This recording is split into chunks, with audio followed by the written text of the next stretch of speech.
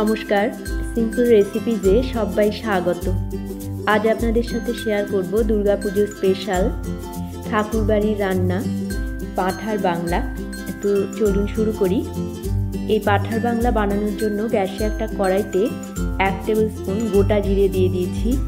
এটাকে শুকনো ভেজে নেব। ভাজা হয়ে গেলে তুলে রাখবো,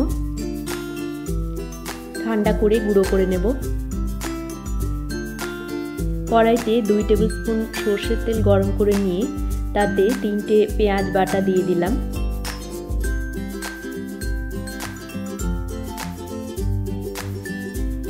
দুই টেবিল স্পুন আদা বাটা দিয়ে দিলাম।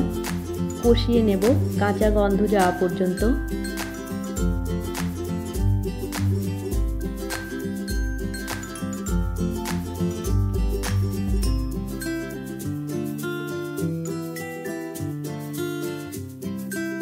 এক টেবিল স্পুন জিরের গুঁড়ো, 1 টেবিল স্পুনের থেকে একটু কম হলুদ গুঁড়ো, 1 টেবিল স্পুন কাশ্মীরি লঙ্কা গুঁড়ো দিয়ে দিলাম।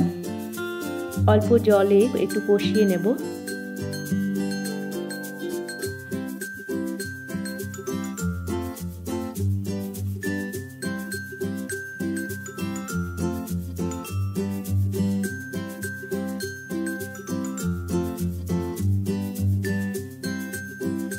আবারও একটু জল দিয়ে দিলাম। মশলাটাকে ভালো করে কষিয়ে নেব তেল ছাড়া পর্যন্ত।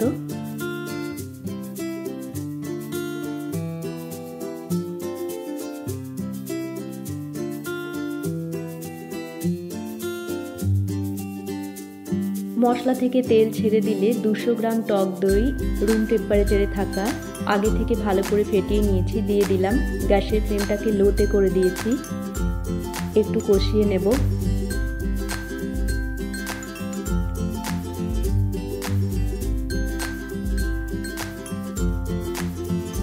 হয়ে গেলে 500 গ্রাম মাটন দিয়ে দিলাম।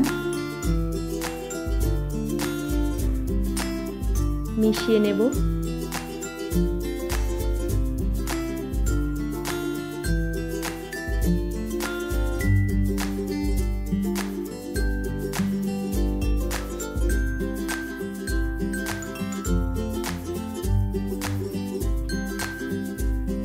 দুটো বড় সাইজের আলু 2 টুকরো করে কাটা 4 টুকরো আলু আমি দিয়ে দিলাম।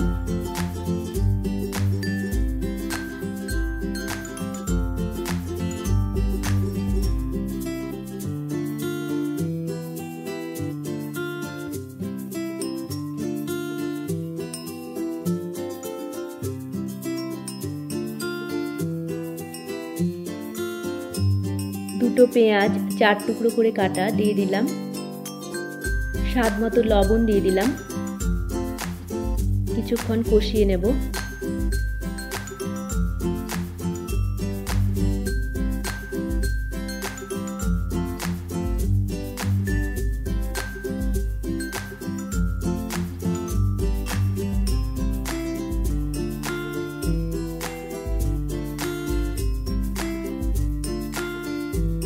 হয়ে গেলে 500 ml গরম জল দিয়ে দিলাম। সবকিছু ভালো করে মিশিয়ে নিয়ে হাই ফ্লেমে ফুটিয়ে নেব।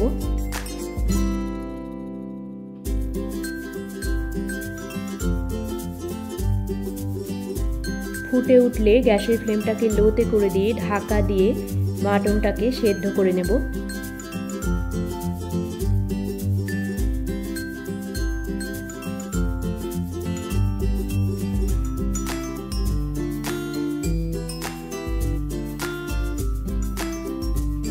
চেক করে নিলাম ঢাকা খুলে মাটনটা সেদ্ধ হয়েছে কিনা। মাটনটা সেদ্ধ হয়ে গেছে। প্রায় 45 মিনিট সময় আমি রান্না করে নিয়েছি লো ফ্লেমে। 1 টিস্পুন চিনি দিয়ে দিলাম। ভাজা জিরের গুঁড়োটা দিয়ে দিলাম।